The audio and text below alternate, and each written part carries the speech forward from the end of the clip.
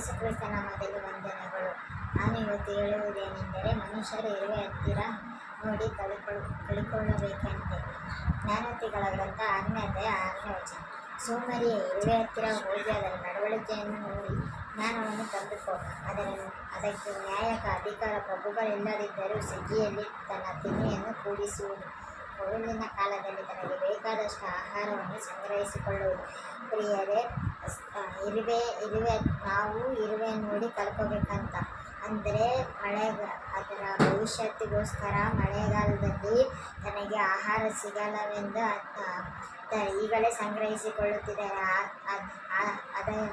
ಆ ಥರನೇ ನಾವು ಪರಲೋಕಕ್ಕೆ ಹೋಗಬೇಕಂದ್ರೆ ಈ ಭೂಮಿಯಲ್ಲಿ ಇರುವಾಗಲೇ ದೇವರ ಕೆಲಸವನ್ನು ಮಾಡಬೇಕೆಂದು, ಇರುವೆ ನೋಡಿ ಕಲ್ಕೋಬೇಕೆಂದು ದೇವರು ಹೇಳುತ್ತಿದ್ದಾನೆ. ಸೋಮಾರಿಯ, ಎಷ್ಟೊತ್ತು ನಿದ್ರೆಯಿಂದ ಯಾವಾಗ ಎಚ್ಚರಗೊಳ್ಳುವಿ? ಅಂದರೆ ಪ್ರಿಯರೇ, ದೇವರು ಏನು ಹೇಳುತ್ತಿದ್ದಾನೆಂದರೆ, ನೀನು ಎಷ್ಟೊತ್ತು ನಿದ್ರೆ ಮಾಡ್ತೀಯ, ಎದ್ದು ದೇವರ ಕೆಲಸ ಮಾಡಿ ಪರಲೋಕಕ್ಕೆ ಸೇರು ಎಂದು ದೇವರು ಹೇಳುತ್ತಿದ್ದಾನೆ ಎಂದು ಹೇಳುತ್ತಾ ಇದನ್ನು ಚಿಕ್ಕ ಮಾತುಗಳನ್ನು ಮುಗಿಸಿದ್ದೇನೆ. ಧನ್ಯವಾದಗಳು.